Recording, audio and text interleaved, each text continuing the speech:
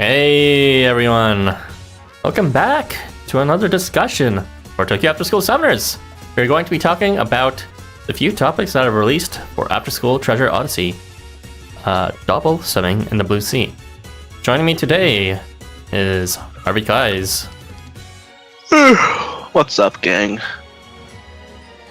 Not this manner. And Zalgus. Hello, everybody. Hey, Ara, you didn't post the chat yet, or the link to chat, rather. Ooh, so true. I'll do that right now. Give me a moment while I fetch the chat for my discussion partners. But yeah, we will be...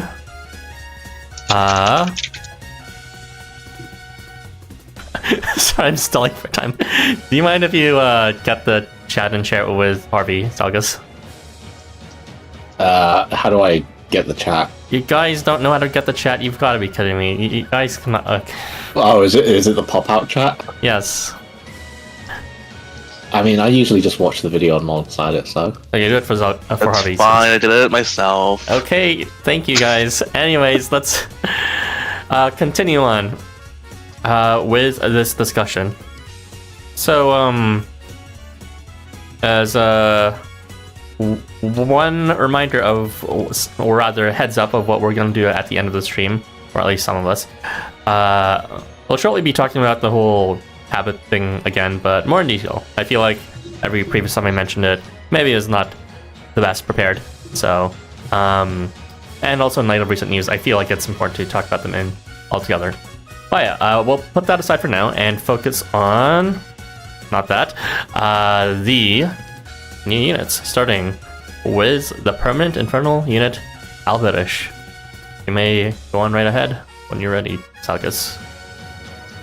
I think that's funny since the stream was slightly behind, or my stream was slightly behind when you said, let's move on, and then you brought up the OSA. That's not what we're moving on to yet. Right, so, Alberich. Unfortunately, I do not have the higher Discord Nitro, or I would have preferred a funny soundbite to play here. I'm sure Aaron knows which one I was going to play. Paul, there you go. So, Alberich is a 4-star Frost unit who is kind of like Anvari, go figure, but worse in several ways.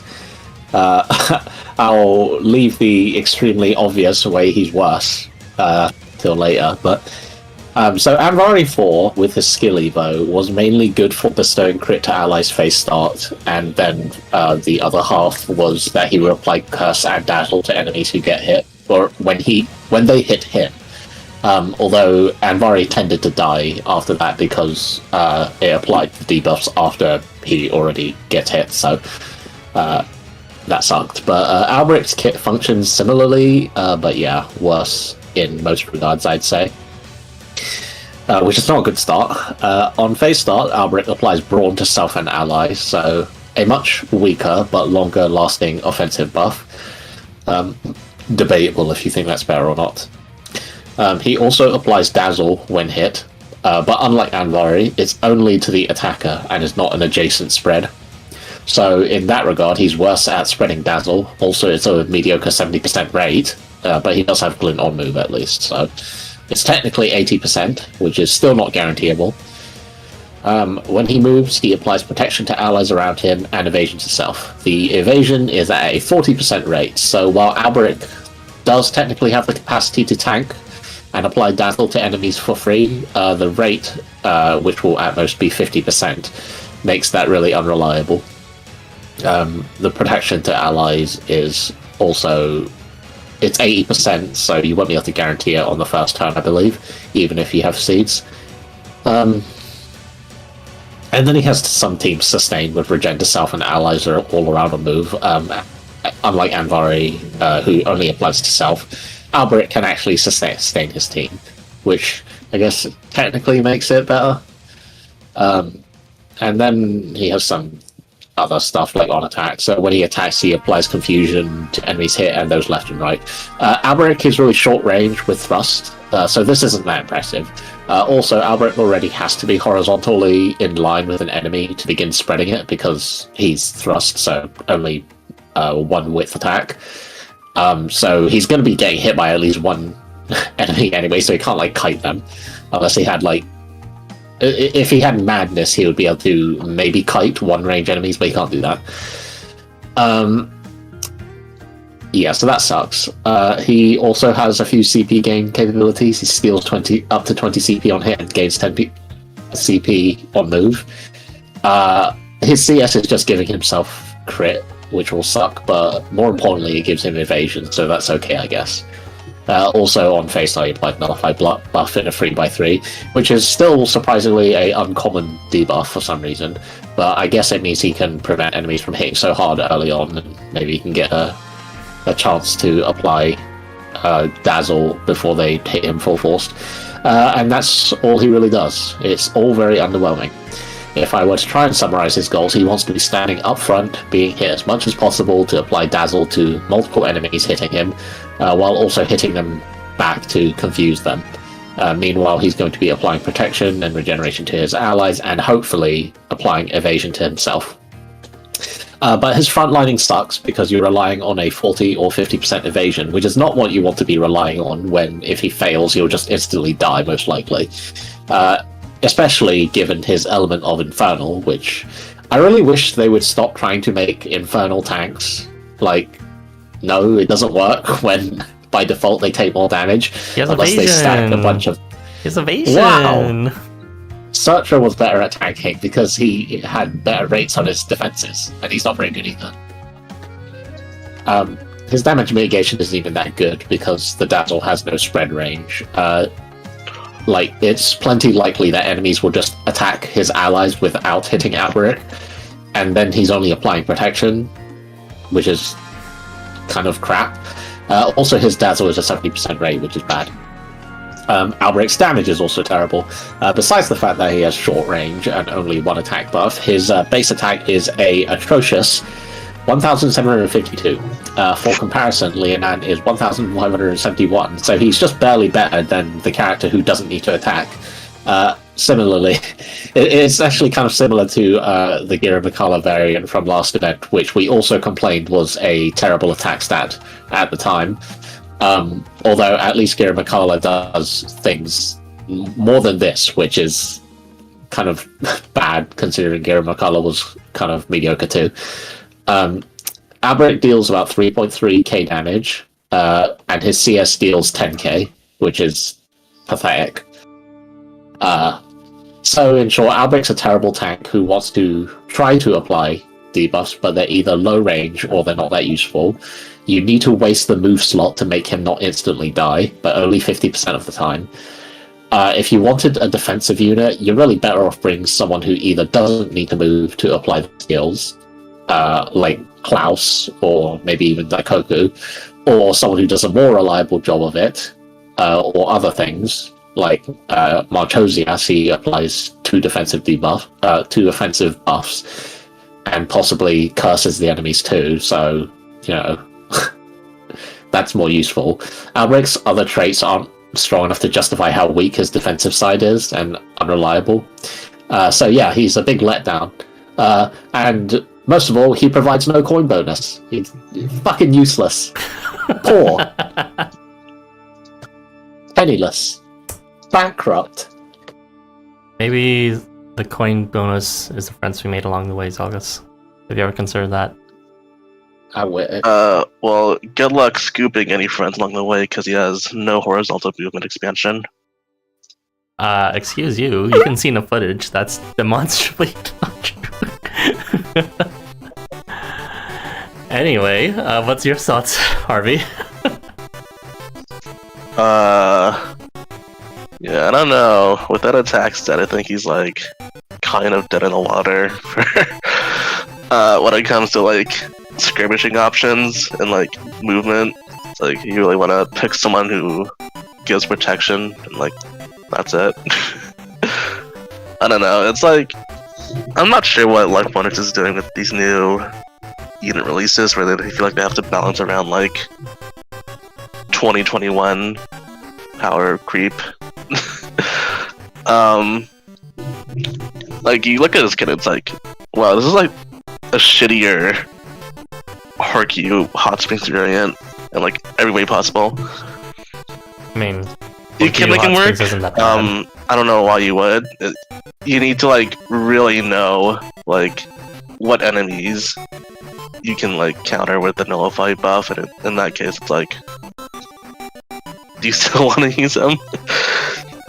He doesn't do any damage. Like, I don't know. I guess he gets his charge up frequently. That's cool. Yeah, it's like a. Is it really that frequent? A solid 10k if his brawn is still up. Never mind if it's not. You can change his weapon range to magic with Sphinx, and maybe you can get like a 2-turn cycle. Maybe. Ooh, good plan. Aiming. Alberich Oh yeah, strategies are also, building already. I forgot to mention this, but he's unaffiliated. Just dispatch him, Zalgus. That just means that you can put the Game Master's ER in him, so you can give 2 amps instead of 1. Very true. Wow. Cool. I think he is a unit that is designed for a particular form of gameplay that obviously has not existed in years. But I don't think it's unique to Alberich. It seems like a lot of the other units we'll see will be following this pattern of being designed for skirmishing, which I feel like I haven't defined in specific terms after all this time. But I think a better way to describe skirmish units are those that provide sustained mixed utility. Alberich, does not have, if you look at any particular one facet of them, defense or offense, it's like none of it is good. If you look at that individually and pick the peak, then you could qualify him as a bad unit. The only way you could imagine him as like a useful unit in any capacity is if you consider all his like mid or weak things in combination.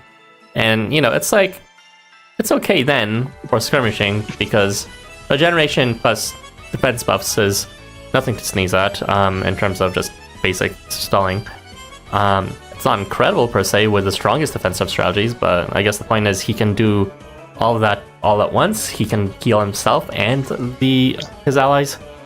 He can defend himself and his allies, where usually there's some sort of like blind spot when it comes to that, where the healer doesn't heal themselves, or the one who provides defensiveness doesn't actually heal other allies at the same time. It's all bundled up in Alberich.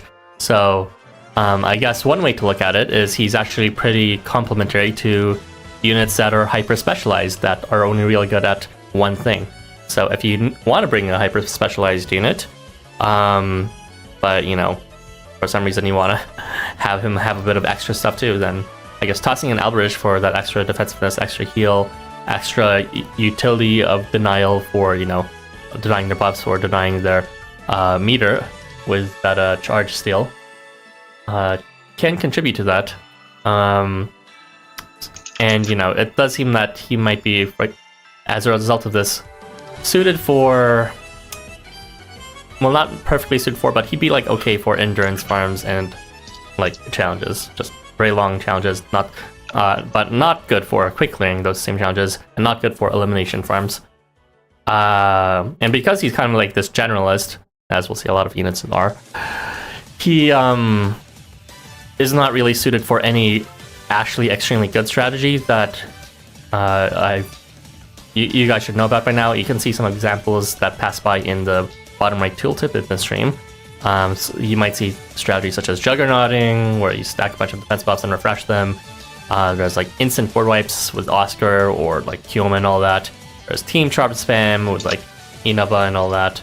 Or even like totally disabling the board with someone like Oz and Azathoth. Because those are extremely powerful strategies. And Alberich has no place in those strategies. The only thing he can really do is just, provide any sort of hyper-specialized team, the extra general utility they may want, because you are not going for a hyper-specialized strategy in the first place. Yeah. Alberich, like many other units here, is kind of like designed for a type of battle scenario that does not really exist to a meaningful capacity, and does not really need help or units designed for it in the first place. Like maybe if it was like the first 2 years of Housamo. But yeah, I don't think Alberich really has a good reason to exist as it stands. There's theoretically a place if the quests for skirmishing are there that could actually warrant it, but there isn't. So as a result, Alberich doesn't have a place. It sucks, but yeah, I would not say he's bad just because he does everything bad. I'd just say he's bad because the quests that he's clearly designed for, as well as everyone else, just don't exist. It's like this huge delusion, sort of game design that I don't know why Life Wonders keeps on doing. I don't know. Even within the skirmishing archetype, I think there's like so many more appealing options to pick from. I can think of good like skirmishing 4-star options, and it's like Nightmare Jambavon and Christmas Tianzin and Carbuncle, who all have like a reason why you'd want to slot them in. I don't know what Alberich provides other than he does provide some specific utilities. They're kind of niche though. You're right. It's just the charge steal and the nullify buff. Those are things that the other ones don't provide. So I guess it's like if you want to counter a few extra mechanics on top of doing your skirmishing, then yeah. I think the hole that he has in his kit that you mentioned that he doesn't have compared to others is that his rates all blow, and he's going to fail something sooner or later the longer the battle goes on. I mean, I know you want to shit on Dazzle, but I know you want to shit on Dazzle when being hit, but let's be real, that's a pretty standard rate for when being hit Dazzle. It's like, they do not like giving guaranteed rates for debuffs when you're hit. They want you to take the full damage first and then, make up for it in subsequent turns, which Alberich can do because he does have that healing to himself as well as to allies and, the other defense buffs, protection and evasion. Yeah, but the evasion is the problem. Yeah, I don't know. When you're relying on evasion as your only means of survival, 40% is not good enough. Especially not when you're Infernal. He has which is, a smaller thing. But right, the other thing is that Glint and Evasion roll at the same time as well, because they're both the same trigger timing. Yeah, not great. Yeah, so same thing with protection. Mostly be 40%. But he can stall with Confusion, so it's like if he does get hit and they bypass his evasion... He can't because he has to hit them first, and so he'll be in their column. Yeah, so he'll do that, then he'll get hit. If he fails, then he can run away. And then he'll return with this Alberich punch! Right? Just like that. I just realized that you have to use fucking Nobuharu for him to have decent movement. That is... It's synergy for the skirmishing. Yeah, he's also giving him, 2 buffs and adamantine, so it's he's being powered up quite a lot, and he's still having a hard time with these sirens, which I was looking at this quest in the corner of my eye, and I was thinking, which one is this quest? Is this one of the Kanan ones or something? And then I realized it was one of those really old CQs with the millions from Aigear's event, I think. Yeah. They're all Aigear's daughters or something. It's if you have to go to these super old quests to demonstrate. I mean, part of that might be that, but I think there's just not enough quests in general to demonstrate every mechanic. The main reason why I brought him here was because they actually start with a bunch of meter already, unlike in many other quests where it's just no one starts with meter, except for Perun at the very back, which you can't reach anyways on phase 3. So it's just, yeah, maybe it's not the greatest demonstration, but Life Wonders is, for some reason, still hasn't released the challenge quests for the past 5 years in the Tower of Fable. Absolute insanity. It's too hard. Hey, is Jiangxi Knight already in there? No. There you go, there's your... That would be an amazing place to demonstrate all sorts of things, but they fucking ended off with Fashionista. It's book 1 trash. That's what we're stuck with. Did they actually fix the quests for Fashionista? I forget. I don't know. I don't think they did, but... Lovely. I feel like if I wanted to deny CP charge, I'd just bring Jirog or something. Who does it in a better range. Yeah. It doesn't have to move for anything. Use Jiraiya. There you go. Oh. Maybe not him. I mean, that's hardly fair. That's like saying, bring a nuke when you're trying to use this coughing baby. So you did it then that these 2021 4-star units that are permanent also are better than this existing or this current year. Of course, I 4-star permanent admit that this unit is designed for a type of like challenge that simply does not exist. I Like, mean, what the so heck? is kind of, you know, Zhurong's kind of in the same boat in the sense that you don't really need to bring Zhurong like all the time. He's not particularly great for farming. He enhances so many strats is this thing. Like Alberich is designed to be just like, you know, the mediator, the one that can do any quest okayishly, not excellently. But Zhurong is not that. Zhurong is someone who can like hyper amplify certain strategies because like he's honestly one of the most unbalanced 4-stars. It's kind of ridiculous how much worse he gets with every release unit. He enables a entire archetype, there you go, whereas Alberich has nothing to do with basically any archetype. Zhurong enables an entire archetype, whereas Alberich is kind of just there to fill in tiny gaps for any other team, I guess, if you have no other mover you'd rather use for some reason. I think this is enough talking about this travesty of a kit, and we should move on. Alberich punchy! Alright, let's move on. He doesn't even punch, except 3-star. Alright, moving on to some of the good units. Yum yum. Wait, actually, Gotta read out should the we- comments. Right, alright. Zalgus, read the comments of how everyone loves Alberich's kit and his coin boost and... I don't know, but... Let's see, a bunch of hellos. Man, I love when I move my unit to get 10 CP. Yeah, move to get nothing. I love me second non-moving Brawn bot. I mean, I would just use Zal because it's global. And I can't think of anything else he does right at this moment because I don't remember the kit, but I'm sure it's more useful than this. This kit is all over the place. Inari's still worse, but man, Alberich isn't that far. He's pretty far. Yeah, Inari that's- is quite terrible. What the... Do you remember what he had? I mean, he had like he one gives- square of applying a defense mitigation at a 50% rate. You remember that, right? He gives like bad debuffs in like a 2x3 range or something. Like he's that team brawl might be the significantly only thing worse. stopping that. I know Alberich is incredibly mid, but let's not kid ourselves. Like, Henry was a selfish unit that did nothing to help his allies and did minimal impact for himself. Like, at least He Alberich. blessed everyone when appearing. No. Isn't that amazing? Did he do that?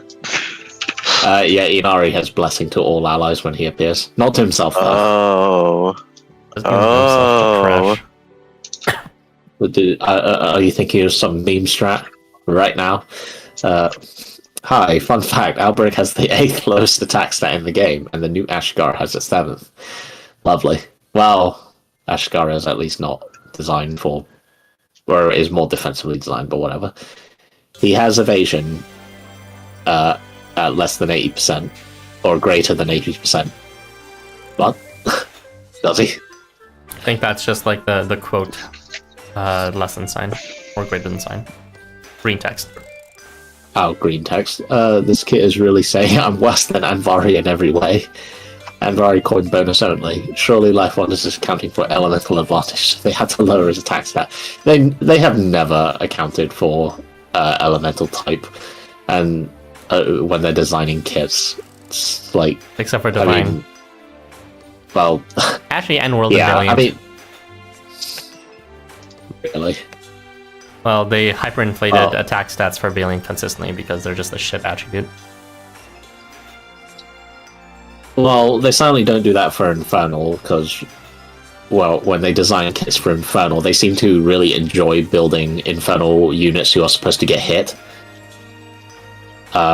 Like, say Takamaru is, off the top of my head, like a unit who averts such a thing. But there's units like Shino and Sitri who are ostensibly supposed to be tanky, and this guy, but Infernal's not the element for that.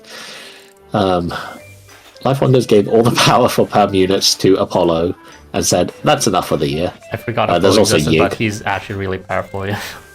Why is Apollo? Yeah. We have a unit that's like doing what Apollo does, but you know, is a 5-star.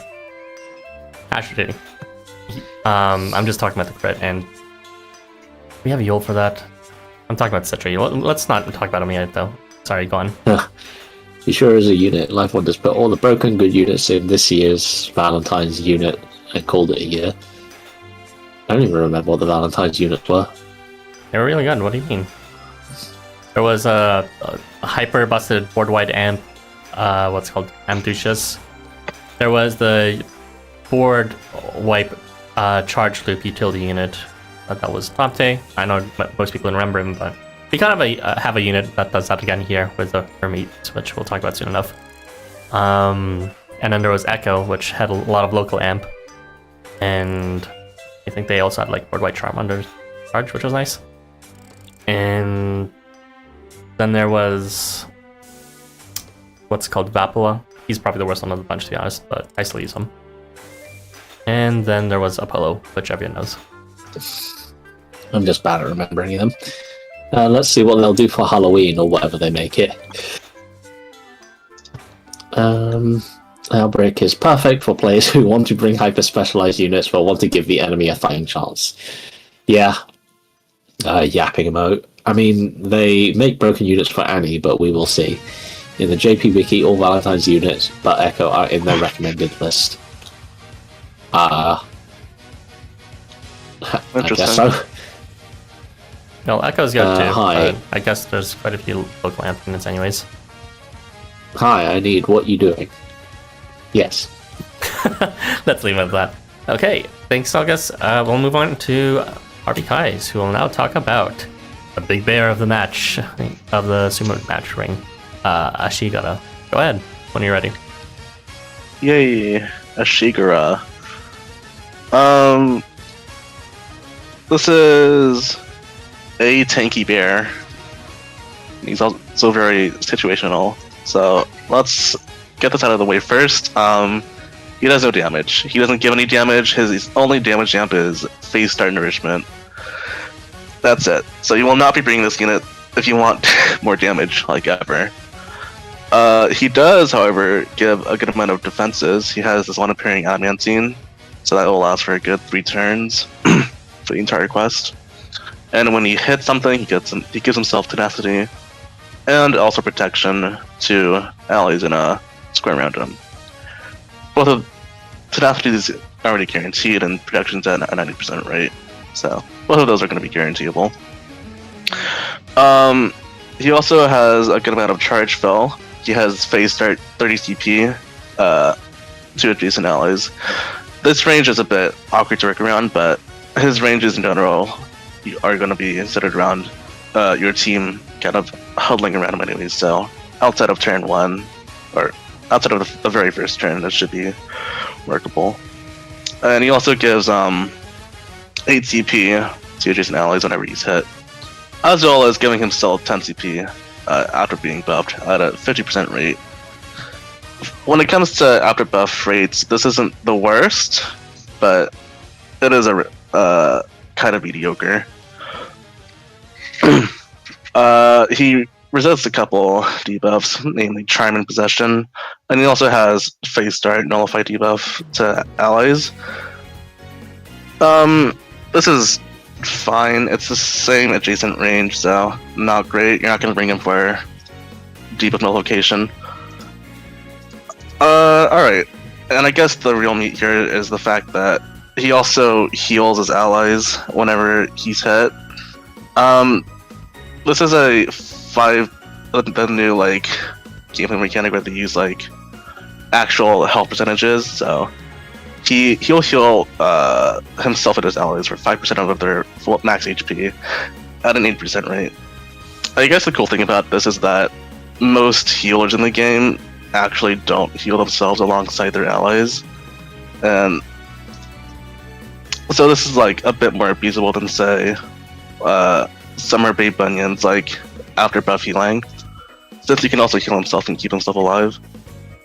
Alright, and I guess it's important to say that his CS gives himself evasion and allies around him evasion, as well as regeneration, and this is important because he actually can kind of get his charge up relatively quickly with his after buff shit, and also it's just his after buff thing. I thought his CP pistol was also to himself. My bad. But he does get it relatively quickly because he's blow range as well, and blow range gets some hefty CP gains. All right, so I guess I'll go over what's good about him. So, God, I can't remember my notes. Correct. There's nothing good about him. I didn't see that. Hold on, that'll be the punchline. Right. He is. Maybe I should have done that for Alberich. Well, He is quite tanky of his own right. He has 2 defensive amps for the first 3 turns of the quest. And he is like one of the few tanks. He's also like, he can easily give your team a lot of CP. And like evasion, like every 3 turns or so is like nothing to scoff at. Alright, now to the bad things. He has to hit enemies to be tanky. And this is going to be very annoying because he doesn't give your team any innate movement expansion. The other thing is that he's sort of a Gurren Gotch merchant, and that if you don't run Gurren Gotch with them, you are playing the worst game. Because you're going to be missing out on a lot of like healing procs and CP procs. The third thing is that you really want to keep debuffs off of your team while he does this. He doesn't provide that much debuff mitigation, it's just a phase start thing. So he still leaves your team vulnerable to that. Would I use him? Not that much really, but I think he has a pretty high value ceiling in the sense that he's a really mediocre unit who has some decent team options in the form of like, you know, Gurren Gotch and I guess Hoover exists and Sansa and what the likes.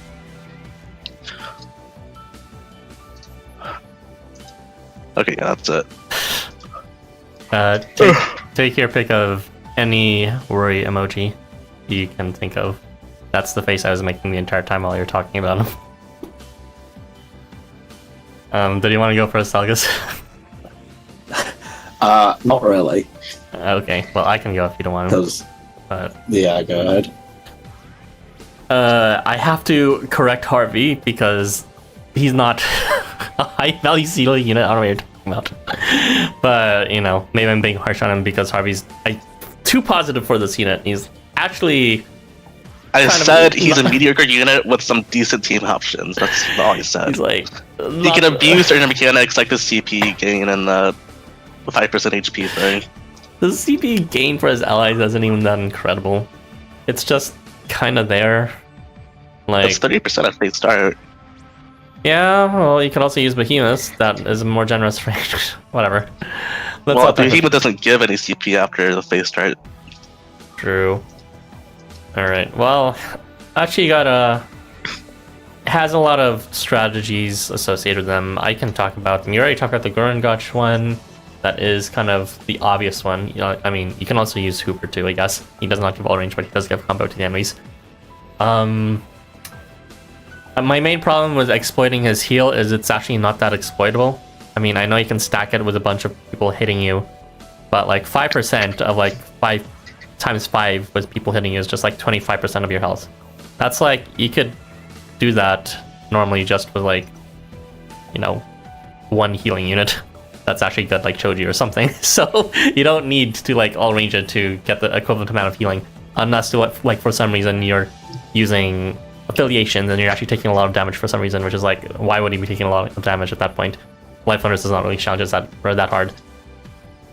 So that's my main issue or criticism with regards to saying that's a good strategy, because it's not really. Like, with that said, you know, he does have some better heal potential if you decide to bring him with like increased recovery. So something like Gabriel's rare 5-star can do that.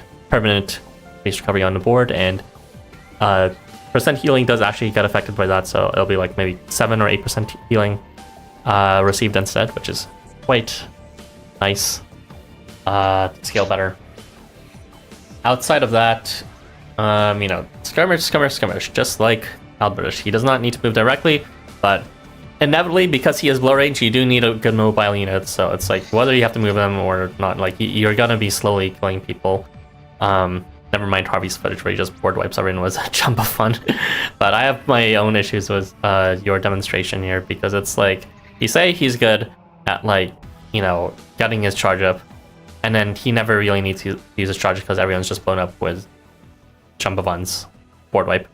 And, you say he can, heal a lot. Like, the only person who took any damage was from Smoky God, and no one was really even able to attack. Okay, to be fair, that's an issue with Life Hunter's quest design, not my team.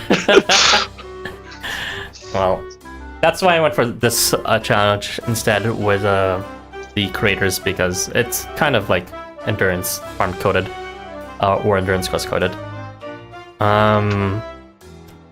It still doesn't demonstrate that well, just because there really aren't that much good quests that can demonstrate him. Again, much like Alberich, he's sort of designed for a quest paradigm that doesn't really exist yet. He is more directly built for 3-turn endurance farms with that adamantine on arrival and refreshable defense buffs.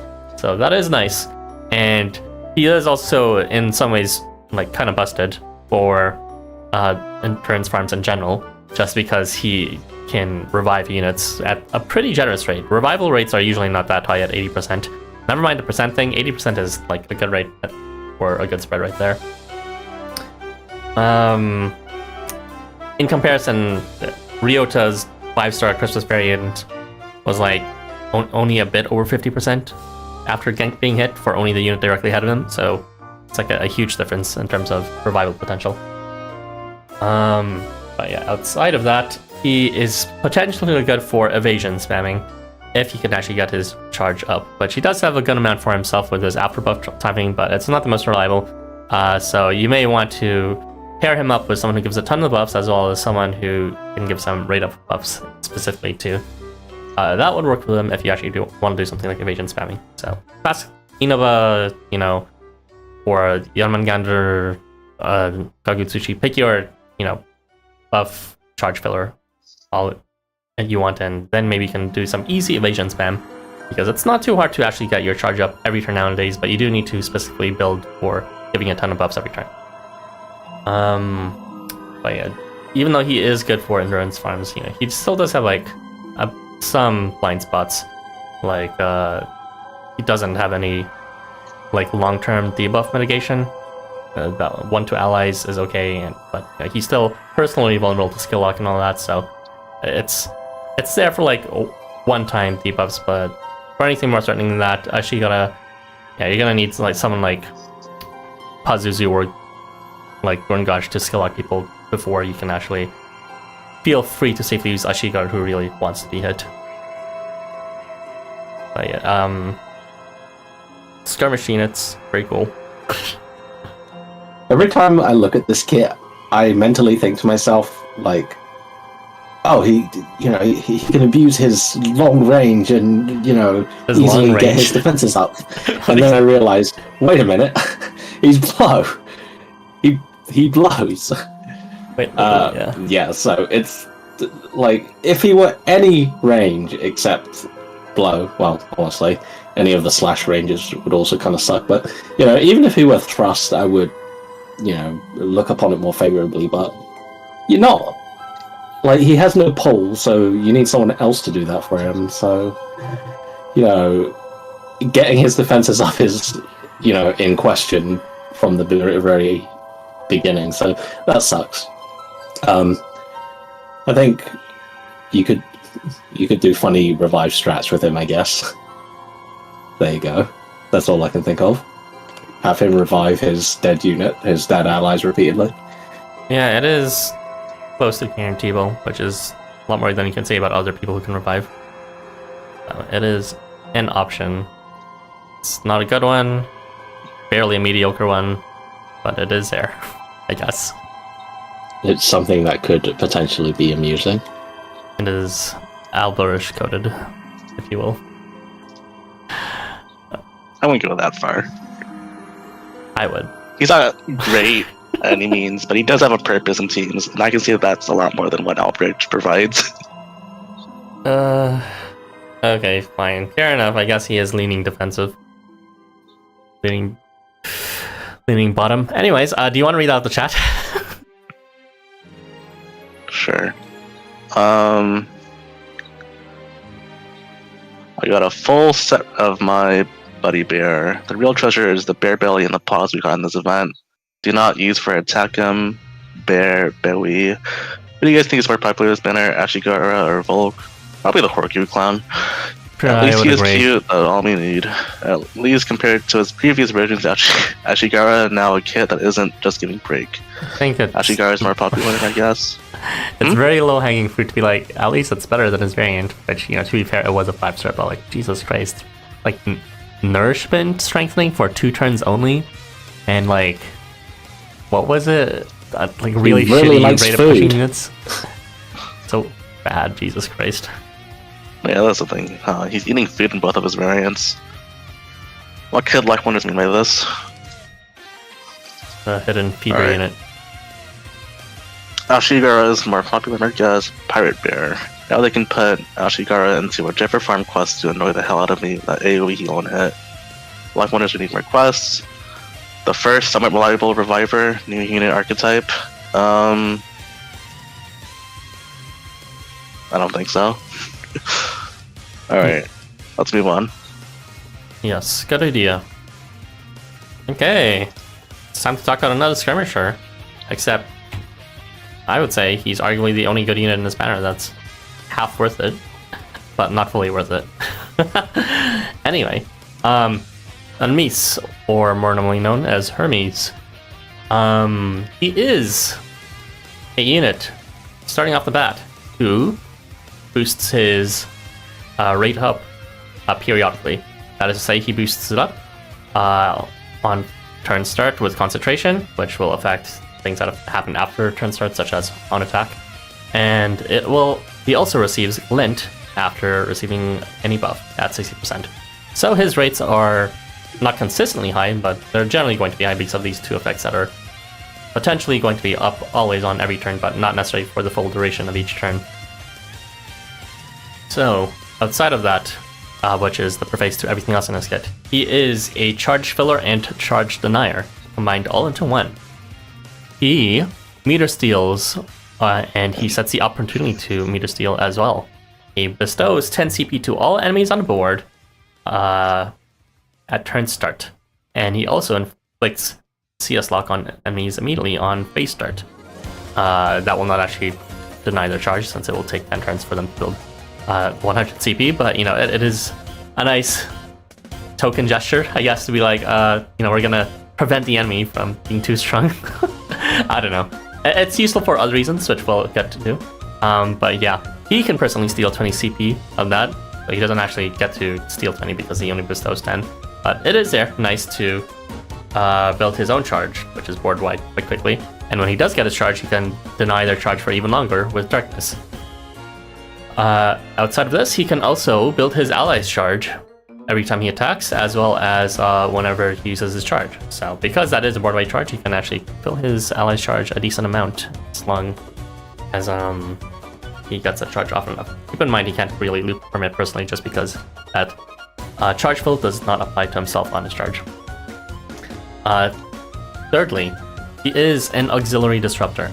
So he does disrupt the enemy in various ways, but in more unorthodox ways. So first off, he immediately inflicts obstruct to the entire board, which means that the enemies will have a reduced reliability for their attacks by 15%. That's not guaranteed, it's 90%, and that turn start concentration is not going to guarantee that either. So keep that in mind. That's why he is someone that only has a periodic rate up for himself. But outside of that, he also is a charge denier. As I said, he does charge steal, which necessarily means the enemy will have a hard time building a charge, whether it's through his direct charge steal or through CS lock or darkness on his charge. He also denies debuffs, whether it's through reflect debuff to himself and allies encircling him on phase start, or from obstructive distance. Hey Yanks, roof! So true. Thank you for the $6.99 Canadian. Much love, much love. Let's go. But yeah. Obstruct resistance. So this is one of those archetypes. Well, don't want to say archetype, but it is some sort of a counter mechanic that Life Wonders has been implementing more often nowadays. Which is essentially when a unit inflicts a debuff, they sometimes nowadays give them the resistance to that debuff as well. Perhaps as a way to prevent any sort of, malaffliction from having that debuff affected, such as by Loki or Catlipoka or something like that. So that's nice. It also applies to his allies that are around him, and it is sustainable throughout battle because it is move phase end. It is kind of situational, but it's Obstruct might be useful on the enemy, but it's definitely horrendous on you, so it's better that you do not have it on yourself at all. That Obstruct resistance, I believe, lasts for 4 turns, as you can see. He also steals buffs from the enemy when he moves, so he can deny buffs in that way. He does not need to move anywhere else in his kit. He's mostly passive, so that buff steal is kind of just there as a bonus effect, if and when you feel like it would be a nice thing to do. So that is certainly not a main part of his kit.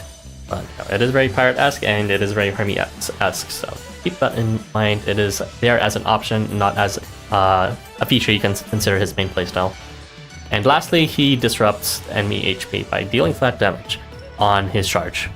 Kind of a minor thing, but since he gets his charge occasionally fast, it might be worth mentioning. It's something that can pierce through defense buffs, so yeah. And last to mention of everything, which is kind of surprising considering this is something I usually mention first, is he is a good source of team damage amp. Whether that's amping himself up through concentration, or vigor to allies around him on a phase start at 90%, or inflicting freeze to the enemy and the collaterals left and right of them before attacking. So that is a good amount of amp for this team to take advantage of. However, despite that being the most traditional use case for him, that's also probably the least important thing about him, because all his other weird stuff seem to be more exploitable in a synergy sort of way. So let's start off with what I want to hammer in as the running theme of this banner. He is indeed a skirmisher, because he does cover multiple roles without the need to move, and it is not curated towards instant KOs, rather it's curated towards, something that can be sustained over a long period of time. Whether it is that charge denial over a long period of time, or so forth. It is really mostly effective in the first few turns of each phase, but he still does have some sustained utility past that in the late phase. And that buff steal is always there whenever he needs it. So you can cover most blind spots for endurance-oriented teams. The only ones he won't be able to cover for is, if you don't have any other endurance units in your team at all. So that means you'll be in trouble if you don't have healing or defense in your team alongside Hermes, because he does not actually provide either of those. He, uniquely, which the one reason you may want to consider snagging him over every other unit, is he has unique potential with other charge stealers in his same team, because he does bestow CP to all enemies on board. So many listed units I can provide: Durong, Boogeyman, Isquafil, Tindalos, Yudamikla, Housamo. But let's talk about the more specific ones to give you an idea of why they're good. So, charge loop potential. Some people with board-wide charges also charge steal at the same time. And if they're charge stealing all the units on board, they can get enough to potentially get their charge yet again. These units include Jurong's 4-star, as well as Toji's Halloween variant. Halloween Police variant, that is. You may also use a unit such as a Kuznik's Night Festival variant. I believe it's actually only Kuznik who can coerce other units in his team to charge steal as well. And lastly, you may want to consider stealing that charge from the full board, not necessarily just from the charges of Jurong or Toji. You can achieve this through using people that are native charge stealers on attack that are paired with Oz, or uniquely, you can pair Hermes with Yoritomo's Snowball variant, who uniquely steals CP from all enemies on board every turn start. So Yoritomo can just sit there in the same board as Hermes and get his charge up super easily just by existing, does not need to attack anyone. And as a result, you may also want to consider pairing Yoritomo with Onyankopon so that he can get his Hermes-driven instant charge up instantly to hit the entire board. He also has one other synergy, which is worth mentioning, which is he has quite a bit of synergy with debuff punishers. Because he instantly inflicts obstruct and charge block to the entire board, that can be exploited. He also does inflict freeze on top of that as well when he attacks. That does spread. So Zhurong, again, is a good example because he inflicts flat damage for every debuff they have. Other units include Amaterasu and Arachne and Baal's host variant. And, when I said Arachne, I meant river variant. There's also units that have debuff advantage, such as Volos or Kirito or Ulambadar's Christmas Oedo variant or Alice's Scared variant, who can force other people to be debuff exploiters. There are also other auxiliary types of debuff punishers, such as Sarutiko's host variant or Bel's host variant, who do other ways of punishing them. Like with Sarutiko, for every time they are debuffed, they force the enemy to give your team CP. So interesting stuff like that. Very niche strategies, but that's why it's worth mentioning them first, because they're quite powerful even though they're niche, and he certainly does them to open a larger potential of possible team combinations, more than his simple team damage amp would.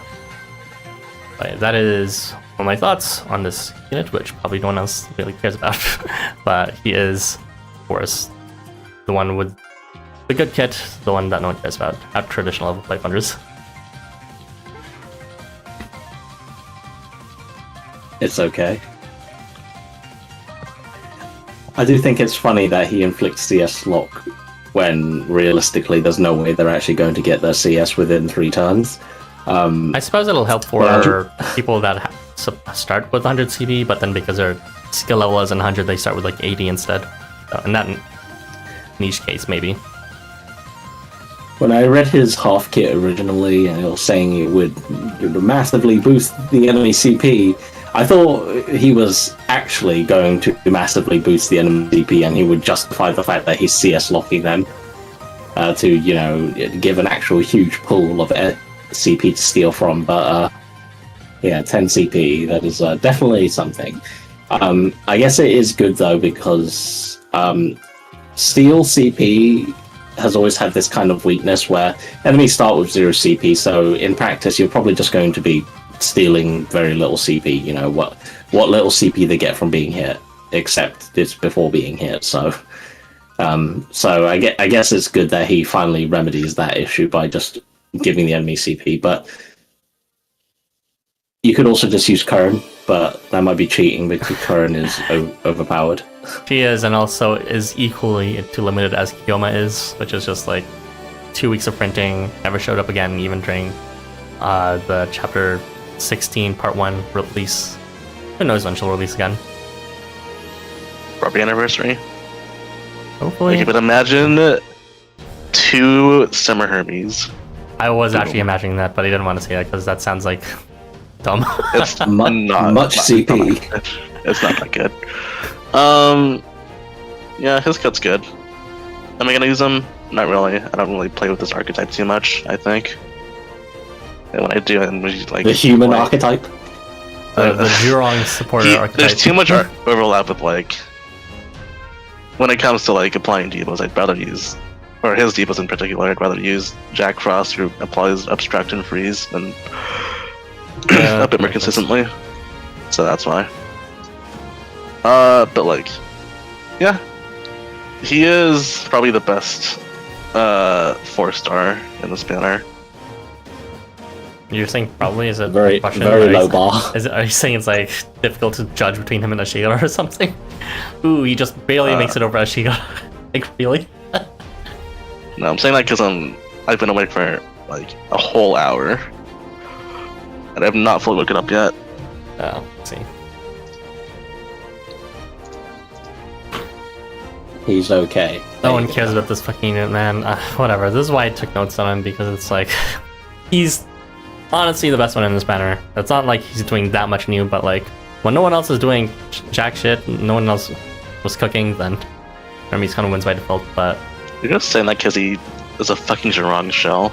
I gave other examples, okay? Seriously, he's an enabler for multiple strategies, some of which didn't really exist before per se. We didn't have a unit that gives CP in this way to all units instantly, I believe.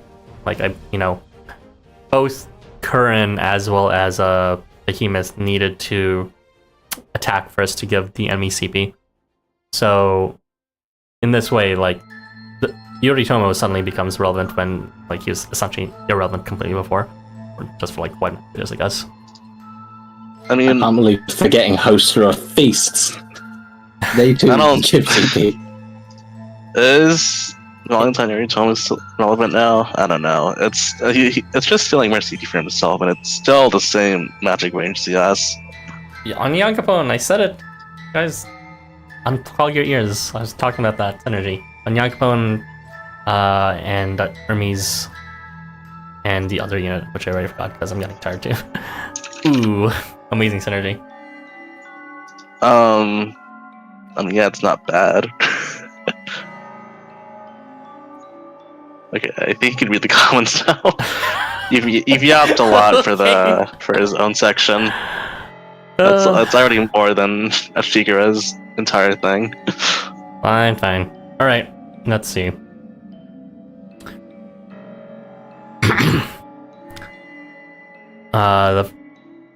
The Hermes and Jerome combo, I feel, is kind of broken and funny. Yeah, definitely. Helps you charge skill for sure. Someone that does something adjacent to Hermes is Topte, who instead bestows CP whenever the enemies are hit.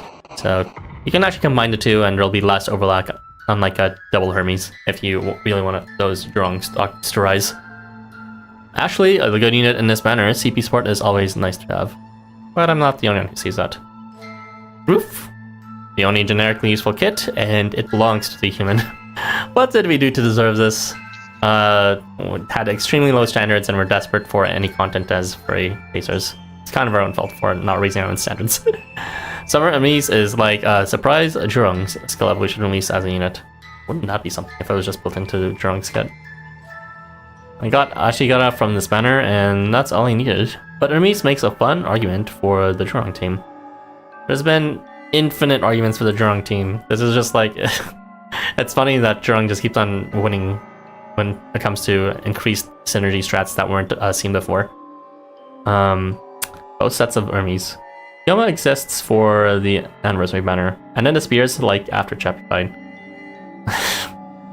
Yeah.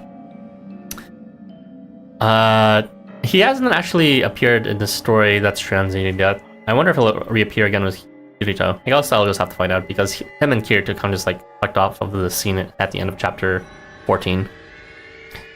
Jack Frost mentioned, I have arrived. What did you hear in the beginning of the stream?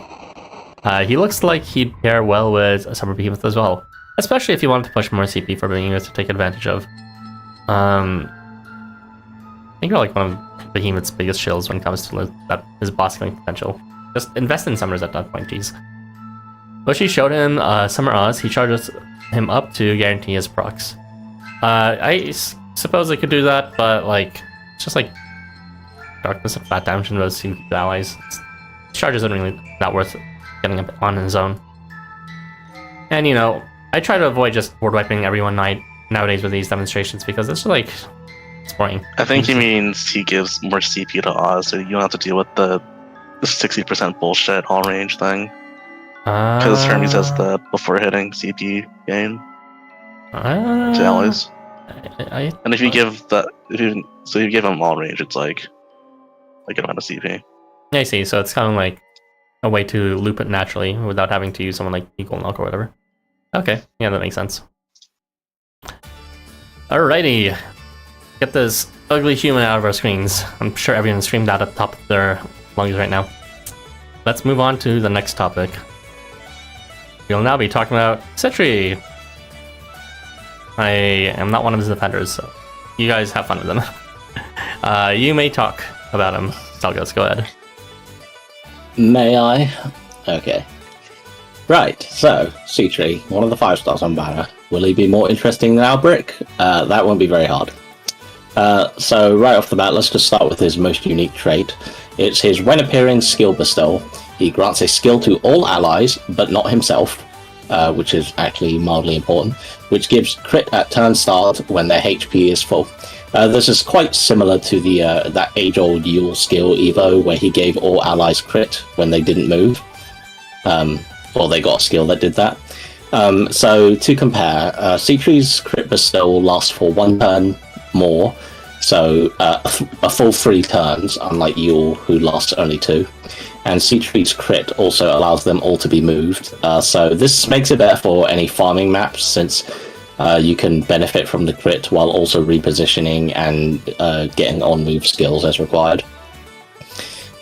Because it relies on unit HPs, unit HP, though, it can be disabled if the enemies have any dot debuffs they inflict when they get hit, or if they do damage to attackers. It's also incompatible with units who deal damage to themselves or allies, like Yig, especially Yig, because he does it turn start, so he'll do it before they even get 1 use out of it.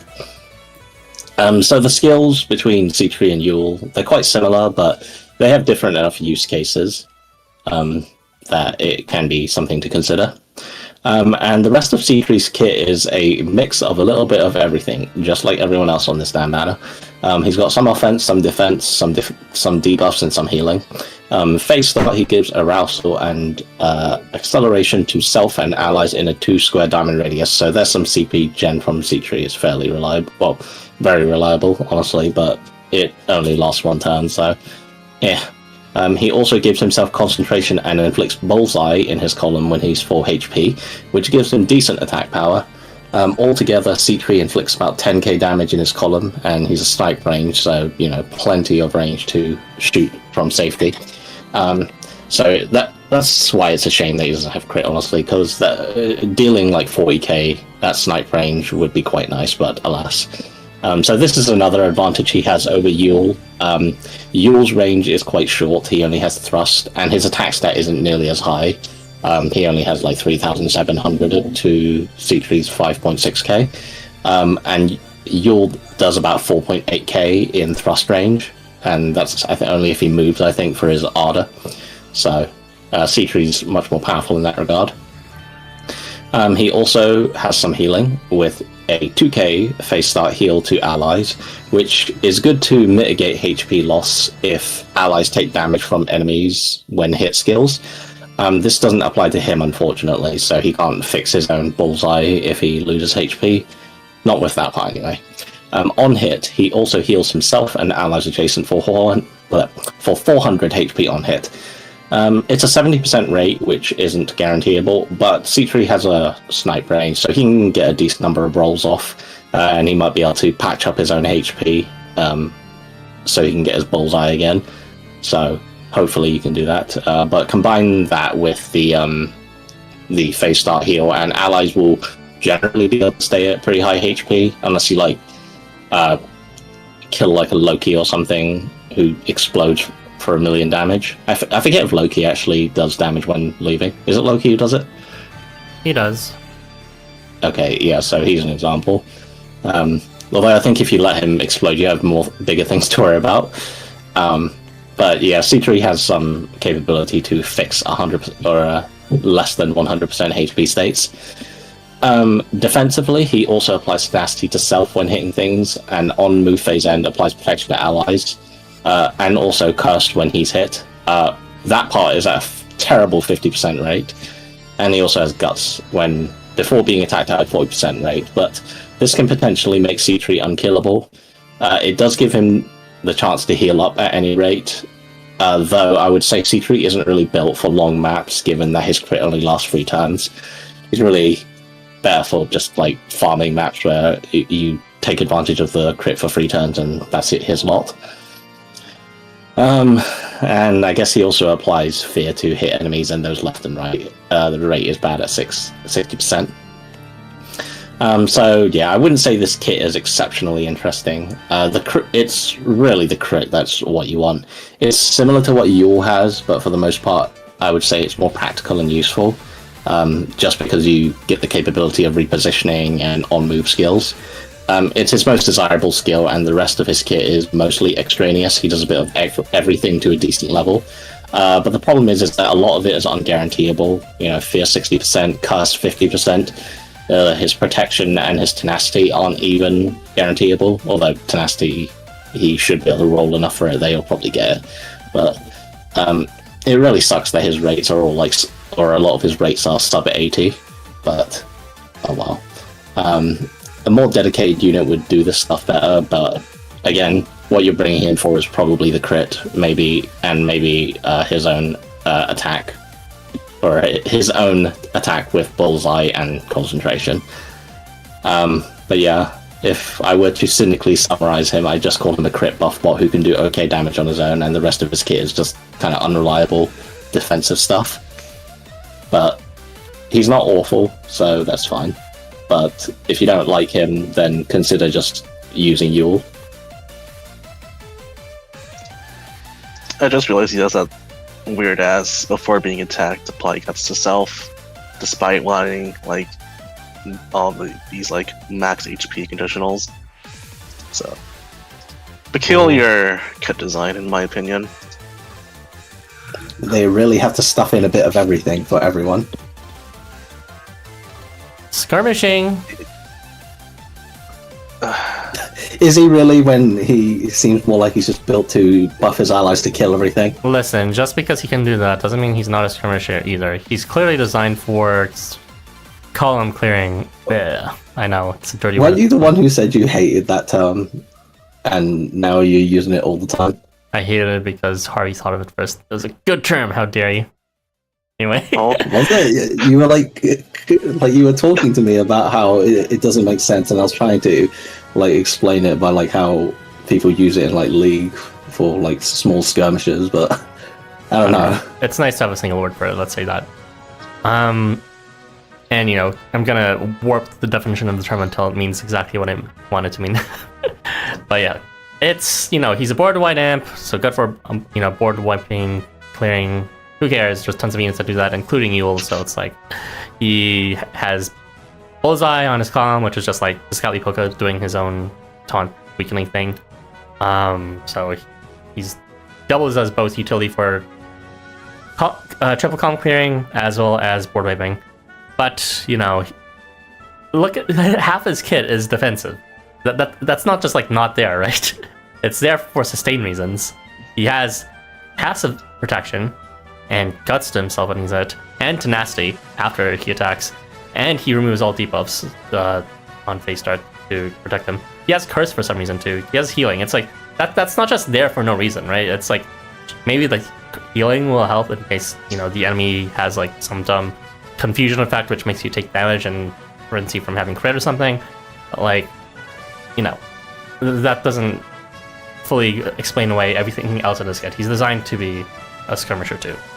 And honestly, that's the only reason you'd ever consider him being as, you know, worth using. Because everything else is replaceable by Oz or Apollo. Like, Bullseye and crit, and like, Yule being board-wide crit, except for even longer, and Apollo already having board-wide Bullseye as well as crit to allies. And, like, Sitri is a unit that does not need to exist. He may say he's good, but he does not need to exist. He does not do anything new. He's like... the people that he's replacing are very easy to get. Permanent units in Andrade Shop, and units that have already tons of replacements, that have tons of people in their archetype ready. So, yeah, the only reason you would ever consider using Sitri is if you actually consider his other parts, which is for skirmishing. So, cool. Skirmishing. I was talking to Cal about this earlier, but I said that Sitri's kit is like designed for those Sitri fans who pulled during Mystic Christmas and then uninstalled immediately after. And they're now returning, and their best column player right now is Ibaraki. They fucking deserve this shit. They don't even know they got a pile of flaming doo-doo. So, whatever. Perfect for them. buff copy or whatever old Sitri did. He has blessing strengthening. Ooh. Yeah, that's fucking concrete. Wow. Blessing. Also, if their best column clear is Ibaraki, I don't think Sitri's going to help Ibaraki. That was a really good explanation, though, Harvey. Sitri is not a unit that exists to shake up the meta or push the boundaries or provide a missing gap or, thicken an archetype that needed thickening. He's there specifically to appease Sitri fans who have not played this entire time. And they won't even know that this kit is kind of a travesty on principle. Yeah, I don't like looking at this thing. Okay. We can move on whenever. I have to leave in like 20 minutes anyways. Oh my goodness. Okay. No, it's lunch. Go, Zalgus. Talk about this cool cat. Allegedly cool cat. Ma'am, I want Surety. Excuse you, A you full can set start of with this Jurong. young... Jurong is just too good, even on his first mana, and now he is just a must-have in my opinion with all new units who appear after him. Yes, Yeah, that's what happens when the very basis of your kit enables a entire archetype. Full set of this young cool cat. We have Sitri at home, and Sitri at home is Yule. I mean, yeah, but Yule did it ages ago and is also free, so what if we mixed the kits of Yule and Apollo, 2 free units, and made it not even that better in comparison, and made Sitri a 5-star? Yeah, it's kind of like that. Yeah, true, that's how its kit was created. Into the 3x6 free turn farmer pile he goes, yes. Vertical high damaging skirmisher, I can see Sitri being desirable for new accounts, but that's it. Hi guys, I'm so late. Don't forget X-Citri's blessing strengthening is the same as main quest Shino, Lamau. Yeah, I'd like to forget about that, thanks. Bonded by mid. Rasa boundaries through time and space. Alright, let's continue on with the final topic of this discussion. Whoops. Vseslav. Why did I say that so quietly? Vseslav. This is going to be covered by Harvey Kais. Go ahead. I thought you were about to start covering it. No. Alright, Volkh. Okay, let's speedrun this. His kit's not that complex. So phase start, he has 2 square pull to the entire board, and every turn start he gives himself combo and removes a debuff. 90% rate, so it's guaranteeable. What does he do when he hits stuff? He applies curse in a pretty generous range, but at a less generous rate at 20%. And he decreases the enemy's HP by 10% each time he hits them. So this is like Jersey Devil again, but considerably weaker, because Jersey Devil does has the potential to do 40% of the enemy's HP every time he hits them. And that is he also, too. yeah. And he also has a chance to remove a buff to hit units. He doesn't do that much damage outside of the HP shred thing. He has concentration to himself at phase start and also to allies, but his attack stat isn't that great. His range is slash range, so he's not gonna be doing he's not gonna have an effective range when it comes to column clears and for Vipers. So the concentration is just kind of there to boost his rates. Oh yeah, and he also applied healing reversal at Razor as well.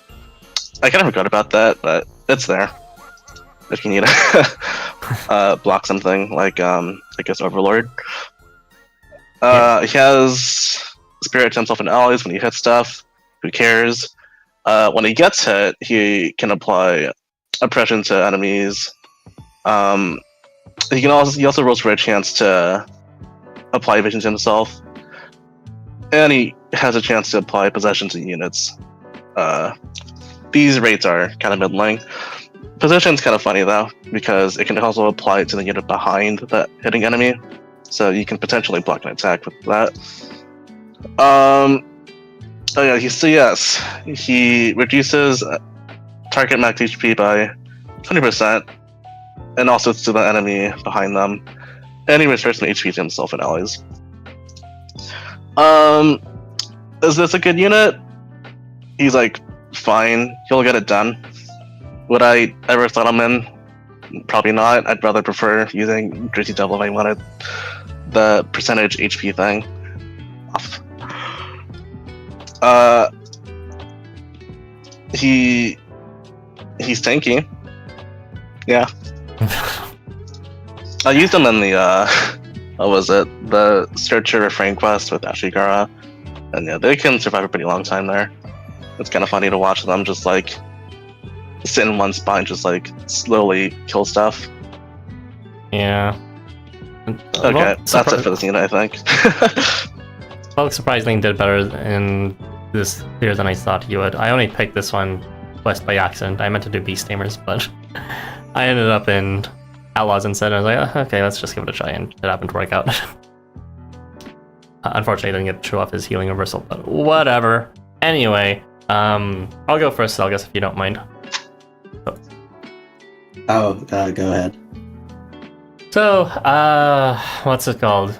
He is kind of just like an auxiliary weirdo attacker and an auxiliary weirdo defender. Both his attack and his defense are just non-traditional. When his attack is, flat damage as well as, combo damage, to trigger vulnerability effects after the first hit, as well as percent damage, as well as added attack damage from Spirit, as well as damage from Possession, as well as damage from healing reversal in case they have any sort of revival effects going off.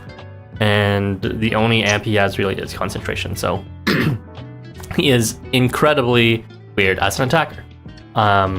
Same thing for his defense. He does not really defend or that well besides with Curse. That evasion is probably his more important feature, but he only gets it when he takes the full brunt of damage first, which is why kind of just have to gamble for that for quite a bit. And that possession can also be considered a defensive effect too. And he has removed debuff as well, and he can stall with oppression, and he also has guts. It's just all over the place. I suppose you're supposed to use them to complement more traditional damage dealers and what's called defensive supportive units, because he does everything else. If there's like a standard way of attacking and increasing damage and a standard way of defending, he does everything that's not that. So yeah, in terms of percent damage, there's not really a reason you'd use them over Jersey Devil. In fact, you'd probably just want to use double Jersey Devil instead of him and Jersey Devil. He's not great at it. The only reason you want to use him is if for some reason you want like a mixture of things, and his percent damage only manifests as good on like Jersey Devil, who he can do it instantly. Volkh needs quite a bit of time to actually deal a good amount of percent damage. So, which means you'll want all his defensive effects to go off too, which means you'll want him at low HP. But yeah, good thing he's guarded by Guts just in case he's instantly wiped out by someone. He has tons of blind spots to his traditional kits, but otherwise you can't consider him a skirmisher anyways, just like every other unit here, because he does technically do both damage and defense, and it's supposed to be sustained. But he does have a lot of blind spots between normal damage amp, as well as instant defense amp, as well as debuff prevention and reliable healing and charge fill, which he just lacks completely. He has some potential, at least, for mechanic counters for farming. That is to say, healing reversal to prevent Overlord from healing, but there's also, in cases challenges revive units after you board wipe them, you can prevent that with healing reversal, which is quite nice. You do no longer need to use Oz in Seamorg to instantly inflict healing reversal on everyone. But yeah, it's I don't really know why you would ever use this unit, because he's kind of just like a mixed bag of everything. The truest mixed damage dealer, mixed defense bestower out there. Skirmishing, yo. Ellie, you didn't mention Ellie. What about Ellie? Healing reversal. Oh, does she do it on the entire ward? She does it no, she does it in like the 3 like wide slash magic range or Okay, something like that. so what are you talking about? Like use Because it she with odds goes and to- such.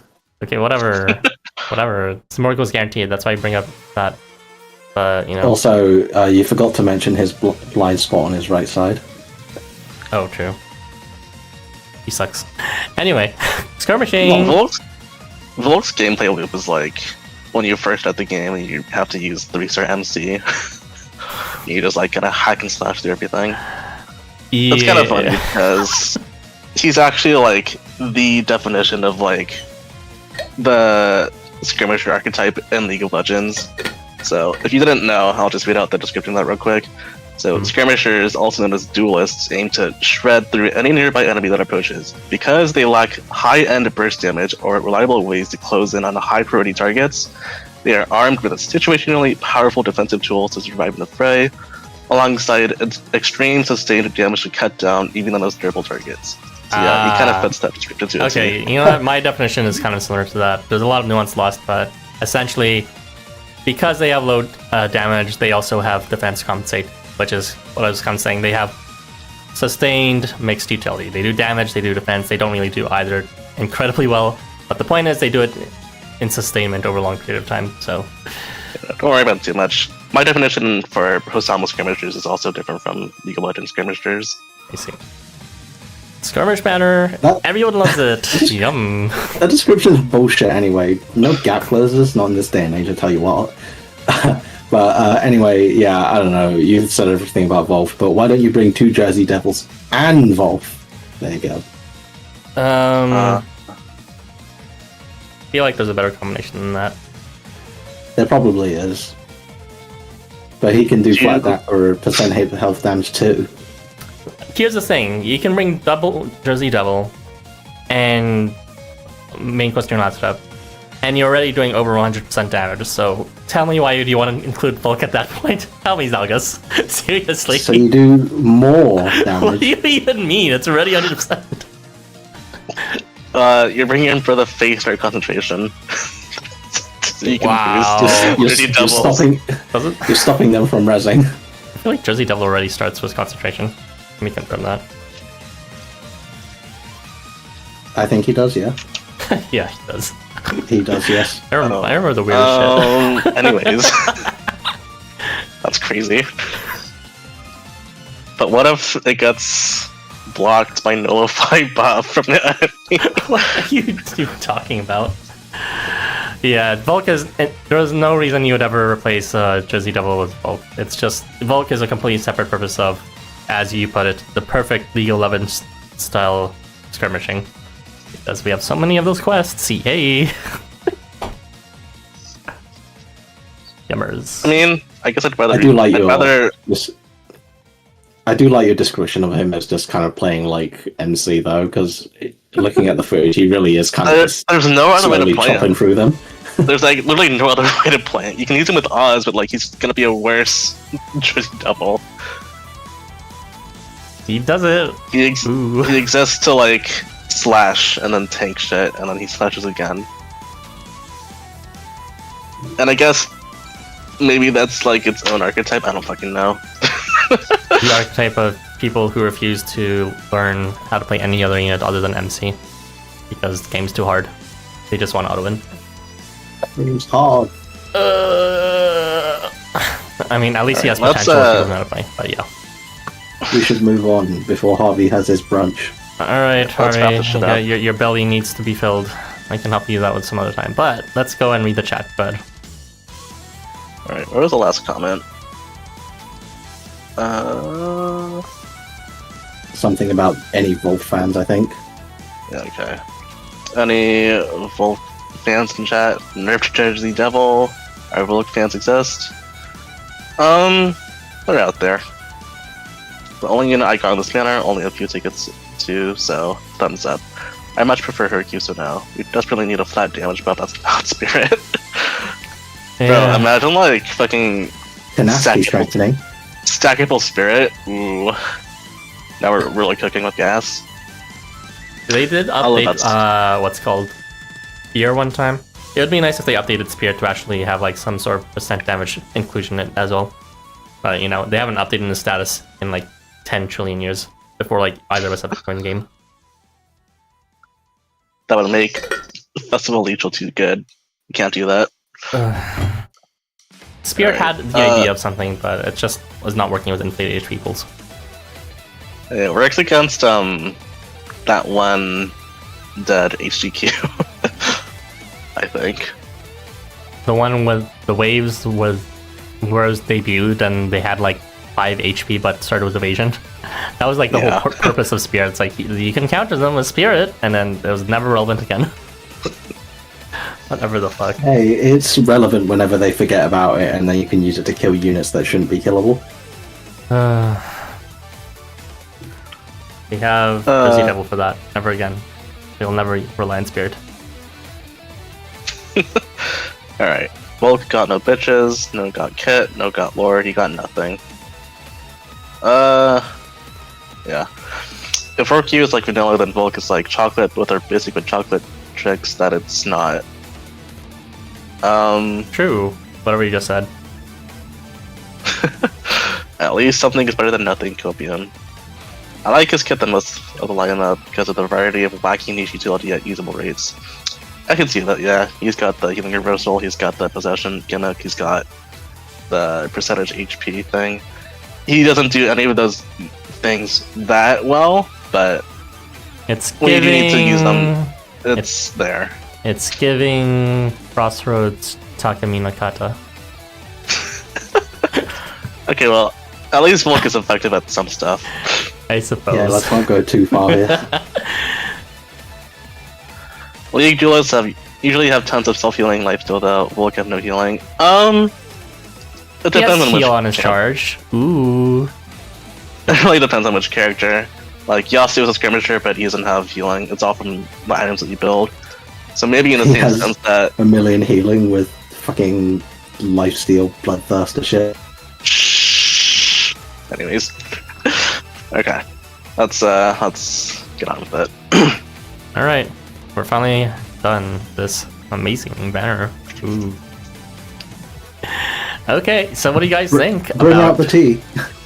Now, we'll talk about this first. What do you think of this banner, guys, overall?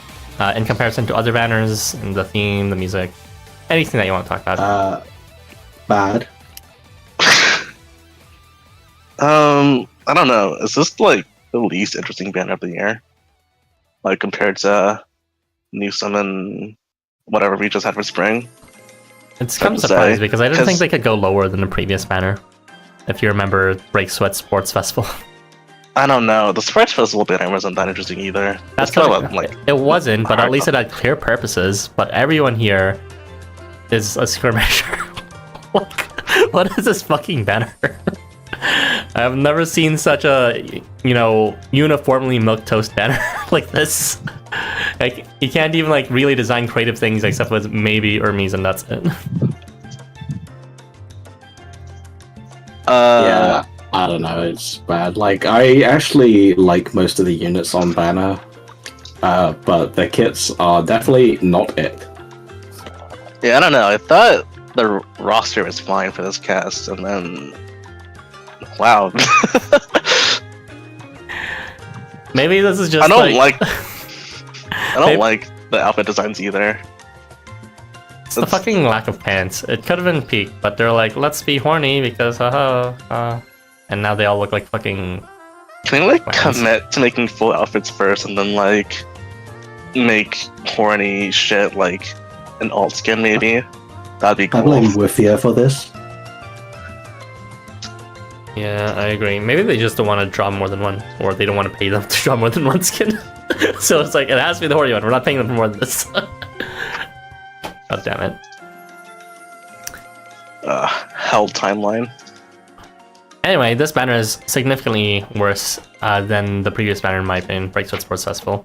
Even though they're the same level of quality overall, it's mostly about just the lack of fun, potential, quirkiness that is in this banner that's the most disappointing of all. Yeah. Okay. Go on. The music. The music's Fine. good. I got him, but the music is pretty, like, above average, okay. above than. I know it's only okay for you, Zalgus. Jeez, let me glaze it a bit. Jeez, it's much better than a lot of the other music we received, at least last year. But overall, the music from this year has been at least decent to quite good on average. Yeah, I prefer it over the sports festival battle theme, but not over the like HGQ theme. Yeah, I get that. They weren't bad for sports festival either, so I'm not to blame you for that. Okay, no one wants to talk about this event anymore. Just give me one last chance before we have to talk about the challenge quest will surely fix it. Yeah, skirmishing quests. Surely only skirmishing units can beat them, and we can't just board wipe them or something. Surely. Okay, guys, it's time to talk about the yucky thing that no one wants to talk about, but we have to. Serve the tea. It's tea time, everybody. Okay. So, before we close off the stream, I'd ask for a bit more of your time to hear us out on our thoughts on some thematically related events that have directly hurt us, directly hurt you, and directly hurt our community. First off, our Discord communities are currently boycotting Habbit, the company who developed the gay furry gacha AnotherEidos are. So, Harvey, please tell us about your experience with it, and you can also refer, everyone else in chat, you can refer to the link in the description right now that will go into Harvey's extended explanation of the situation. Okay. Yeah, Habbit is a pretty shitty company. So if you weren't aware, they recently cracked down on dataminating their assets and CG sharing. How this relates to us is that I own probably what used to be like the most popular English community server for that game, and you know, for a while we've like had this CG thread in the Discord where we would just like, we had like some of the people there post like CGs, so just like in-game art, you know, from the actual game itself. And this went on for about 3.5 years, I'd say. So everything's like fine, right? It's like the same shit as like the other servers in like Life Wonders and for Samocord. Like Samocord has like this spoiler channel where they talk about potentially leaked content. So while that's happening, we had the sister server, which was more known for direct data mining of the game. So we might be able to get like a sneak peek of future content maybe 2 weeks ahead. So yeah, this went on for a few years, and then all of a sudden, the data mining accounts for our sister server got banned. Like their in-game accounts got banned, and then their Discord accounts got banned as well, like just out of nowhere. And then I think about a week later, they banned my mod team's in-game accounts. And yeah, still there's like zero communication whatsoever. So we were like, hey, Habbit, if you're listening, we're gonna ask you to like try to communicate with us. Otherwise, we're gonna turn this Discord server into something else, because this is a lot of goodwill lost on your part with like not talking to any of us about this. So no response as per usual. Their PR services aren't up here, but their customer services are notorious for like being, you know, low quality when it comes to English speakers. Like, if you try to send an email to them in English, it's usually going to take longer than if you send it in like Japanese. Okay, so yeah, no response from Habbit on that end. So we just went ahead and rebranded the server into something else. And then, you know, that's all good and fine. And then like probably a week later, we got hit with community strikes in our Discord accounts, also out of nowhere.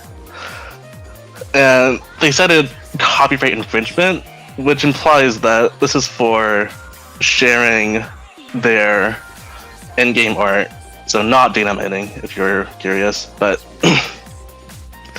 yeah, the fact that this happened like 2 weeks after the first ban wave, and then 1 week after we asked them to communicate with us, is like, it feels a bit weird, because that implies that they saw our announcement of like us asking them to communicate with us, and this is their response of just like further punishing us via sending Discord on our asses. Oh yeah, and if you weren't aware, the CEO of that company has been in the community server since it first got built. So that guy has been like watching us post in-game CGs in the server for over 3 years, has said nothing, and then he waits for the happy anniversary for this year to drop. Very happy. So, and then people spend money on that banner, and then they decide to send out the bans. So yeah, I have my own gripes with the company as well, outside of that, but I will go over that another time. Okay, well, there are more details to be heard of with regards to their accounts on Discord, and just like, there's no happy ending to this. You can see the full summary of it that Harvey provided in a much more sorted manner in the link to provide it both in chat and description. Go ahead and check that out later. But yeah, I'd like to read you guys an excerpt from my community post on the matter to let you know what you can do. It's up to us, outside of that immediate community, outside of AnotherEidos' community, who are nonetheless bonded to us by shared stakes and interests. That is to say, gay furry content, of course. To bring this unified rejection of Habbit's anti-consumer behavior into the public consciousness. Tell your friends not to play AnotherEidos, because the company will actively headhunt you if you dare share your account details while also sharing CGs. Great content condemning and criticizing Habbit and AnotherEidos. Art, memes, and yes, even videos or streams like the one you're currently watching today. Great discussions in social media. Call out and at their X account, at AnotherEidos_R. Make Reddit posts in your regular gacha subreddits. Dig at Habbit in 4chan. Talk about it in Discord servers that have a stake, e.g. gacha servers, or in other instant messaging services. And if you have the power as a leader or other person of interest in your own related community, then make an announcement for them about this issue, and collaborate with leaders of other communities to brainstorm and amplify any collective action to further this cause. So I will talk more about it, but I think Harvey has to go now for lunch. So thank you for joining us, Harvey, if you want to go, unless you want to stay for the rest, which is going to be very yappy, just warning you now. Alright, I'll take my leave. Goodbye. Alright, take care, Harvey. No. Alright, see ya. See ya, thanks for sharing your thoughts. Okay, bye. Alright, so I'm taking action because not only is AnotherEidos part of our, shared community, it is our sister community after all, but Harvey Kais, who has been discussing with us, and who I've known even before discussion, is a close friend, of course, so I'm personally affected by this too. When he gets frustrated, when his account gets unfairly taken down like this, and, when he tries to work up something beautiful with a community that is, done for free, it upsets me when he's stamped down like that. So this is my action on part for that. And it seems, unfortunately, today I have to continue this, or I feel necessary to continue discussion because of some global shit show happening in the world right now. So let me continue reading on. Outside of Habbit, there has been a lot of events hurting consumer rights to a broader degree. As some of you may know, in the UK, a bald-faced invasion of privacy by the government has been enforced, the Online Safety Act. To my understanding, it has entailed locking out certain social media services, such as Discord and Pornhub, from being used unless live video feed proof of ID and face match was provided. So Zalgus, I'm part of the reason I'm doing this today in such detail is because both Zalgus and Harvey here. Zalgus is from the UK. He can directly talk about his experience. Hey, don't dox me. Well, okay, well now you know. Zalgus, who is ostensibly related to the UK, please tell us about your I guess, observations and your opinion on the matter, since you have been directly affected. Sure, right. Also, be sure to tell about your workarounds too, in case anyone else wants to know. Sure, mum's the word. No. So yeah, the Online Safety Act. It was kind of like surprise dropped. I mean, it was apparently put through by the Tories who were in power a while back, and then the current party said that they would not be removing the bill, but would instead be building on it, which is concerning. But at any rate, they finally implemented it like a few weeks ago, which I don't know why you call Pornhub a social media thing, but if I were to put it simply, it basically means that if you're trying to access anything at all which can have if you're trying to access something that's at all hosting content that can be considered harmful to children, and put those in air quotes, then you must provide identification to prove that you are 18 and over. This is usually Face ID by your photos of your face, and alternatively photos of official documentation like driving licenses and stuff,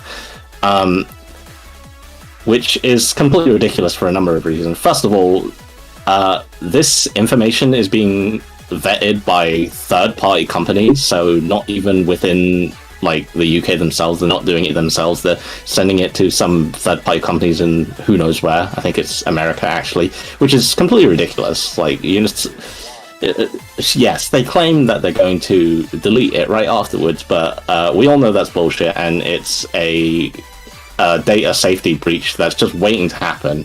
I'm sure they're all totally not sitting on a server waiting for someone to hack them, so that they have like piles and piles of blackmail data of names, faces, IDs, as well as what content they're trying to view. So, massive privacy breach and data breach waiting to happen. But besides that, it's also not even particularly implemented well. Like, you can use a variety of things to get past it. Like, you can use photos of faces of The Sims, or the guy from Death Stranding 2, whose name I forget at this very moment. Or you could take pictures of your local politician or our Prime Minister. And those will all work because it's poorly designed AI. So, it doesn't even work for that. So if you wanted to talk, but it's for the protection of the children. If it were for that, for one, you maybe should have put a bit more effort into it. So it doesn't even work on that level. And then the other reason, of course, is that, like, they're banning things that don't make sense. For example, recently I saw, I don't think I mentioned this to you, Ara, that you may now have to verify yourself if you wish to continue using Spotify. What the fuck? So, I don't know. The range of things that they're banning is completely ludicrous. Like, if you wanted to bend over backwards to try and convince yourself that, yes, they're trying to do it to protect the children, think of the children, then, they wouldn't be banning all this nonsense stuff, like trying to ban something as benign as Spotify, or it's also like hurting smaller businesses. Like, I've seen that websites like hamster pet owner websites or a cycling website have been forced to shut down because they simply can't pay to implement these absurd policies that they're trying to push. So it's all around a absurd bill. Massive invasion of privacy. It's not even implemented well. It's like way too broad and far-reaching, and also they're trying to control something that doesn't really need to be controlled, if you ask me. Like, I would just like to look at things that may or may not be not safe for work and not be forced to show my face for it. So, anyway, waffling about that aside, if you wish to get around this, it's not very hard, and the government may try and threaten you into believing that it would be hard or undesirable or punishable to circumvent it. But the solution is very easy. It's called a VPN, which basically just fakes your location so that you can pretend like you're connecting from somewhere else. There are a variety of free VPNs. The one I'm using is Proton VPN, although if you want the full range of services... Hashtag not a sponsor, just letting you know. Yes, we're not sponsored by Proton. But yeah, there's a variety of VPNs. Yeah, the VPN companies are salivating right now. I believe Proton said they're up by 1,700. Are you just like eating your food while listening? Like, you could have stayed for this. What are you doing? 1,700% signups are up for Proton VPN, and I'm one of them. Anyway, yeah, there's a variety of VPNs that you can use just to pretend like you're calling in from somewhere else. It will unfortunately have effects on your internet speed, but it's very minimal depending on how close the center you are is. So for me, the Netherlands is just a bit over the pond, so it's not too. It doesn't really affect my internet speed at all. So yeah, it's not too hard to circumvent. Just look into VPNs, and there's probably a wealth of information about it, especially now more than ever, where people are talking about it constantly. There is a petition that we can sign online, which Ara has posted. Now, they have went on the record and said, or the government have went on the record and responded to it and said, we have no plans to repeal it, but, don't let that stop you. You should still add your vote to the voices, I guess. But yeah, it's all ridiculous. Thank you, Zalgus. I would like to add, Zalgus, at least, I've known him for a very long time, for years. He's not the one for this, sort of, group advocacy thing. But it's gotten this bad that it's actually directly affecting him, that now he has to speak up. So I know this might have made you uncomfortable to talk about this, so I'm really glad that you delivered your points so solidly here. So, thanks. I mean, I probably should have written a script for this, but whatever. It's more authentic this way. Besides, I have a script and that time is better. Do you have anything else to say, by the way, or...?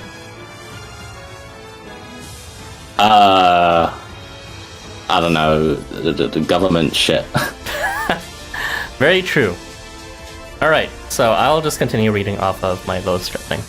A petition of so far 480,000 signatures, as you can see from this screen cap, was signed to repeal the Online Safety Act, and the UK government responded with some lip service, that they would ensure that online in-scope services are subject to robust but proportionate regulation through OSA.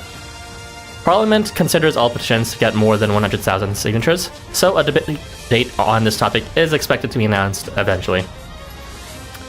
Alright, so if you're in the UK, go ahead and sign this petition as said. If not, thoughts and prayers, I guess. But it's good to be aware of things.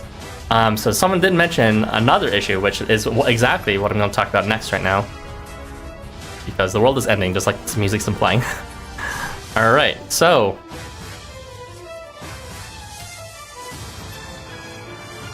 Yet another event has negatively impacted furry not safe for work artists. A pro-Puritarian group, which I won't mention here, has pressured payment processors Visa and MasterCard to delist furry not safe for work games, among other games.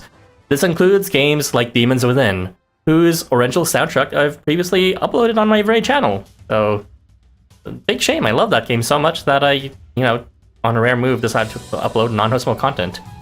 The issue is multifaceted, but it is an unassailable fact that furries have a higher LGBT proportion from the general public, and removing furry games would inevitably attack LGBT creators disproportionately more. I'm pretty sure that pro-Puritarian group does have some sort of anti-LGBT aura to them. Like, they would rather consider us as, unwantables, unmentionables that need to see Jesus Christ or something. And, also, if we're being honest, a lot of you guys are horn dogs, us included. And it just sucks our interests are caught in the crossfire like this. Like, we just want a space to breathe and like the things we like. Anyway, multiple grassroots actions have been taken to fight against this. I encourage you to follow them. Write to your congressmen and representatives if you're in the US. Sign the petition listed in the description or in chat right now. 160,000 have already signed, but the petition is aiming for 200,000.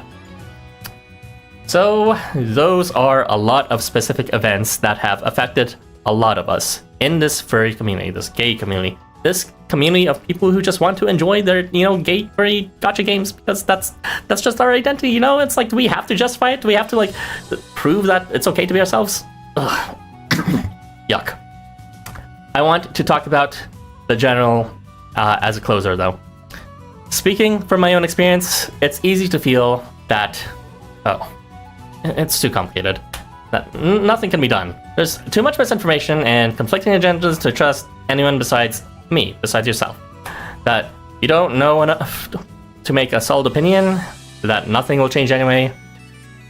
It's easy to feel powerless, is what I'm trying to say.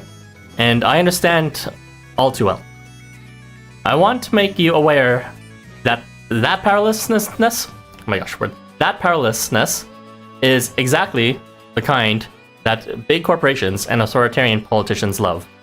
And I want to let you know that feeling is ultimately a trick to make you docile and easy to be controlled. Businesses, by definition, exist solely to make a profit, so boycotting their products, such as habits, directly harms them. Western democratic governments, at least nominally, serve the people. So reaching out to your representatives will, at least nominally, make the issues visible among their list of issues to contend with. And yes, it is true that you by yourself cannot do anything, but that's why taking these moments to collectively unite and push and fight for our values are so important. You don't have power, but we do. Don't believe like no one else cares, and so there's no point for you either, because that's another deception by big businesses and oppressive governments. You don't need to make a movement from scratch. Just look around you for people who are already doing the good work to fight for causes that matters to you, be it boycotts, petitions, protests, and discussions. If there's two things I want you all to take away from this, it's this. 1, don't believe in your powerlessness. And 2, don't give up on your community. This has been a message brought to you by a Canadian. Anyway, thank you for everyone who decided to stay for this long. I know this was not probably what you were expecting, but I feel it's important to articulate this and to get everyone on the same page. But yeah. I'll go on and close off in, the discussion by reading the chat. But do you have anything else to say before I do that, Zalgus? I mean, I could bitch more about how OSA doesn't work. True. Keep on bitching. You don't have to do it right now, but I mean, as a general thing, keep on bitching. It's something that's currently affecting him. He still has to use a shitty VPN that he wasn't paying for before. It's a shitty reality you have to contend with right now. I mean, the VPN itself is fine. Honestly, it might actually be useful for other things, but never mind that. Right. Okay, I'll start reading the chat, starting with the irrelevant parts. Chapter 16 OCs was good, but events OCs is fine this year. Volkh is like vanilla, then Volkh is like chocolate bar. I Harvey already read this. This weird crashing out moment. Save our favorite game. Yeah, I know it doesn't seem like Housamo is affected right now, but you know, payment processors might one day go after Housamo too because it's LGBT. Who knows? We gotta look out for our fellow gamers, our fellow, you know, gay gamers, our fellow furries. It's very important. Save our favorite game. This is why we invest in writers and not rely solely on sex CGs to finance our gacha games. Yeah, it's good that Life Funders is robust like that. I really am hoping that they can survive this. I'm a bit worried about Whoopia, to be honest, because they are an explicitly, NSFW game. They might actually get, like, the can too when it comes to human processors, but we'll just have to see. You're in UK, please pay good attention to Zalgus' words, rewind if you need to. Check out the VPN.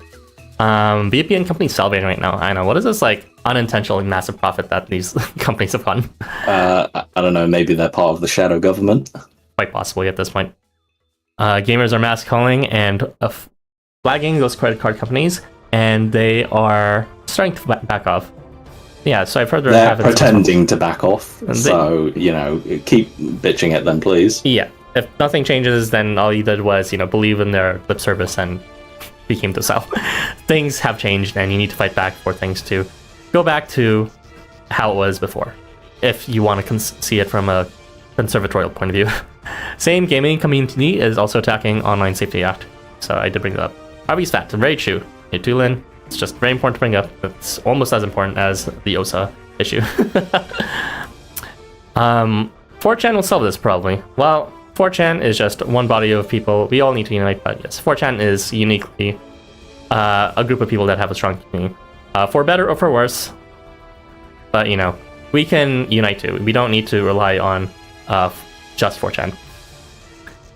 Governments really want people data nowadays, huh? Yeah, it's shady. Governments and also whatever the heck Visa and MasterCard are doing, because they say they're complying, but that's like unilateral power that is only possible because they have a monopoly over payment processing. It's like, in effect, businesses are somehow enacting policy that everyone is affected by. It's kind of, you guys didn't vote for this, so it's disgusting. It's unfair. The one person in the UK government who said, if you're against the Online Safety Act, then you're on the side of the EDF. Yeah. This actually did happen, I can say this. So our Minister for Technology and Science and all that, I forget his name. Let me see if I can bring up an article. He says, quote, that if you are against the online, or if you are for repealing the Online Safety Acts, then you are on the side of predators. End of. He said on Twitter, and then he was also like saying that other politician who will not be named is on the side of Jimmy Savile, who I don't know by name, but he's presumably a pedophile. But the fact that he is the minister in question is minimizing the issue with what is essentially is just a ad hominem attack against his anyone who tries to oppose him is completely ridiculous. It's Peter Kyle, that's his name, the science secretary. So that's a completely stupid statement, and it is basically trying to minimize the issue in a way that makes him look good and his enemies look bad. So just try not ridiculous. To get too riled up about it, or don't bite the bait. It's like he's framing the conversation in a way that will, no matter what, will make you look like you're fighting an uphill battle. Just like it's much more than just that. Like, obviously, and also like that sort of rhetoric of that. Where else it existed before? I'm pretty sure in the past they called all LGBT pedos before. It's like it's an ad hominem that just like attacks the group without any nuance. It's just, I don't know, it's crushing me. It's seriously crushing me. You're a furry person. Huh. Who would have guessed? Anyway, thanks for recounting that, Zalgus. I had no idea about that. Protecting the kids will always be a smoking gun move for the government. Yeah, well, it's just a distraction from the fact that a bunch of other people who are out of the picture of, what sort of world the people in the major power group kind of, what am I trying to say? It's like, it kind of is not speaking for the people who are outside of the status quo.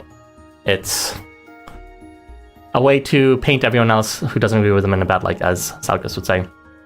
I've known about most of this stuff, but this direct target attack phrase is news to me. It's crazy how much stupid shit has happened in such a short time. Yeah, that's why it's like, I have to bring it up.